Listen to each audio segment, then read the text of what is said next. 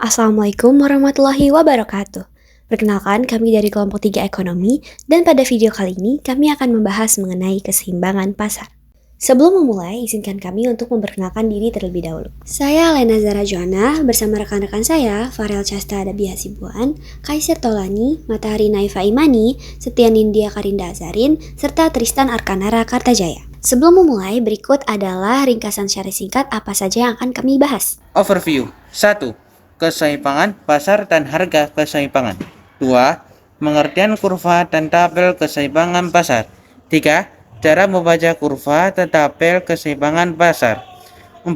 Cara membuat dan menghitung tabel dan kurva keseimbangan pasar. Keseimbangan pasar. Keseimbangan pasar adalah keadaan di mana kuantitas suatu produk atau jasa yang diminta atau ditawarkan pada harga tertentu berada dalam jumlah yang seimbang. Keseimbangan pasar akan terjadi apabila harga produk yang diminta konsumen dan harga yang ditawarkan produsen sama. Dan selanjutnya kita akan membahas tentang harga keseimbangan. Harga keseimbangan berarti harga yang terbentuk pada titik perpotongan antara kurva permintaan dengan kurva penawaran. Secara sederhana, harga keseimbangan adalah harga kesepakatan antara penjual dan pembeli. Oleh karena harga keseimbangan terjadi akibat interaksi permintaan dan penawaran di pasar, maka harga keseimbangan bisa juga disebut harga pasar. Biasanya, harga keseimbangan yang sudah terbentuk akan bertahan lama dan menjadi patokan antara penjual dan pembeli. Harga keseimbangan disebut juga equilibrium price. Sangat dipengaruhi oleh hukum permintaan dan hukum penawaran. Selanjutnya adalah tabel keseimbangan pasar. Menghitung harga keseimbangan menggunakan tabel bisa dengan mudah dilakukan dengan membuat tabel yang berisikan harga atau P, jumlah barang yang diminta atau QD, dan jumlah barang yang ditawarkan atau QS. Pada tabel harga diisi daftar harga yang diberikan. Pada QD, diisi daftar berapa jumlah unit yang diminta dengan harga tersebut, dan pada QS, diisi daftar berapa jumlah unit yang ditawarkan dengan harga terkait. Selanjutnya adalah contoh tabel keseimbangan pasar. Pada saat harga sejumlah 1 juta rupiah, jumlah permintaannya adalah sebanyak 50 unit, sedangkan penawarannya hanya 10 unit.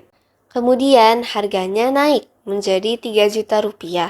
Jumlah yang diminta 30 unit, sedangkan jumlah barang yang ditawarkan sama, yaitu 30 unit. Selanjutnya, harga menjadi semakin naik, yaitu 5 juta rupiah, yang membuat jumlah permintaan semakin berkurang, yaitu 10 unit, sedangkan jumlah barang yang ditawar sebanyak 50 unit. Dari sini kita ketahui, yang dinamakan harga keseimbangan adalah harga yang disepakati oleh produsen dengan konsumen. Di mana kita buktikan, yaitu pada saat jumlah permintaannya sama dengan jumlah penawarannya.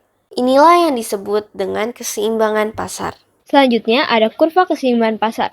Nah, cara menentukan harga keseimbangan dengan kurva tidak jauh berbeda dengan tabel. Hal yang dilakukan hanya dengan menjadikan P dan Q sebagai kurva.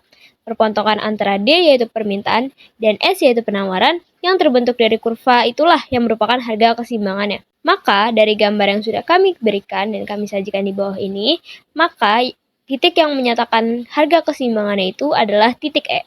Berikutnya ada beberapa contoh soal terkait keseimbangan pasar. Soal yang pertama adalah terkait tabel keseimbangan pasar. Seperti yang kita ketahui, untuk mencari harga keseimbangan pasar, maka kita perlu menentukan titik perpotongan atau kesepakatan dari harga permintaan dan penawaran. Nah, pada tabel ini terlihat bahwa harga keseimbangan pasar terjadi di harga 16.000 untuk permintaan sebesar 160 dan penawaran sebesar 160 juga. Selanjutnya adalah soal kedua yang berbentuk kurva keseimbangan pasar. Pada soal ini tidak jauh berbeda dengan soal sebelumnya, di mana untuk menentukan harga keseimbangannya dapat kita lihat dengan titik potong.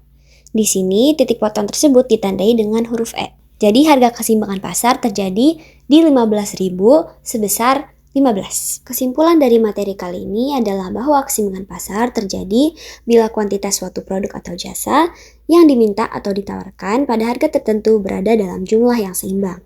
Nah, harga keseimbangan ini dapat bertahan lama dan menjadi patokan antara penjual dan pembeli. Sehingga harga keseimbangan ini juga bisa disebut sebagai harga pasar. Sekian dari kami, semoga bermanfaat. Terima kasih karena telah menyimak dan menyaksikan video kami. Wassalamualaikum warahmatullahi wabarakatuh.